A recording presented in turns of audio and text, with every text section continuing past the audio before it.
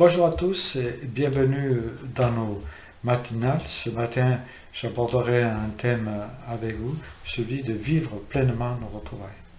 Pour cela, j'ai choisi un texte d'Éphésiens 5, chapitre 5. Le Christ a aimé l'Église, il s'est livré lui-même pour elle. Le confinement que nous avons vécu nous a appris qu'il était difficile de se passer des liens fraternels et combien il était nécessaire pour notre bon équilibre spirituel d'avoir un vis-à-vis, même si on sait que ce n'est pas toujours simple et facile. Mais une des grandes leçons de ce confinement, ou du confinement, même si depuis le premier confinement, de nombreuses entreprises, principalement du secteur tertiaire, ont dû apprendre à travailler en télétravail, a été de nous démontrer que l'entreprise n'était pas d'abord ses murs, ou seulement ses murs, mais bien des personnes qui la constituaient. On a très vite compris que l'on pouvait se passer des locaux, mais pas des êtres humains. Car un bureau, un outil de production, un bâtiment, sans ces hommes, ce n'est rien. Il en est de même pour l'Église, qui n'est, selon la Bible, ni un bâtiment, ni une domination. Même si nous croyons que les bâtiments, c'est-à-dire l'Église locale, sont importants pour que le commun des mortels arrive à mieux se situer. L'Église universelle, nous le savons, est le rassemblement du corps de Christ, dont il est le souverain chef. Celle-ci est composée de tous ceux qui sont nés de nouveau, c'est-à-dire qui ont accepté Jésus comme Seigneur et Sauveur de leur vie.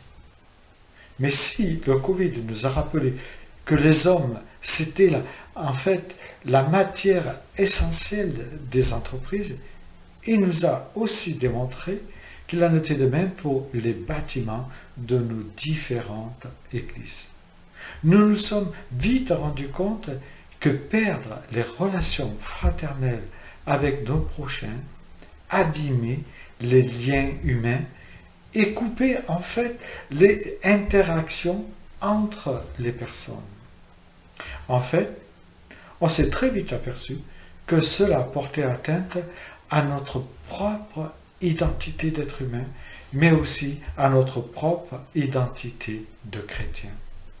Parce que les relations, c'est ce que Dieu a voulu dès la création. Il a dit qu'il n'était pas bon que l'homme soit seul, c'est pour cela qu'il lui a fait un vis-à-vis dans Genèse 2:18.